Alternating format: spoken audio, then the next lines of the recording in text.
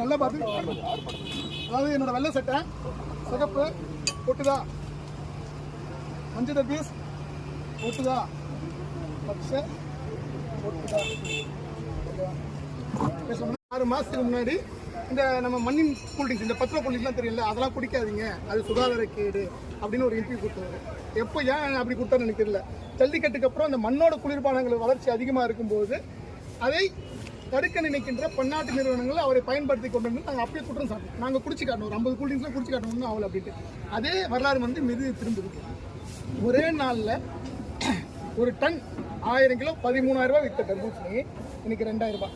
ஒரு ஏக்கரில் ஏறக்குறைய 10 டன் தர்பூசணி விளைவிக்கலாம். அதாவது 10 டன் விளைவிக்கிறதுக்கே 73,000 ரூபாய் 80,000 ரூபாய் அசலாகும். 13,000 ரூபாய்க்கு 1,30,000 ரூபாய்க்கு அவங்க விற்பாங்க. இன்னைக்கு 20,000 ரூபாய். அது கூட ஆள் இல்லை, வயலே உள்றாங்க. அதுக்கு யார் காரணம்? அவர் தருவ காசு. அதுவும் ஒரு சரியான தவறான செய்தி. இதில் இன்னைக்கு உங்கள் கண்ணு முன்னாடி தான் எல்லா தர்பூசையும் நான் கட் பண்ணேன், உங்கள் கண்ணு முன்னாடி தான் பூசினேன். ஏன் சிகப்பு சாயம் ஓட்டுது?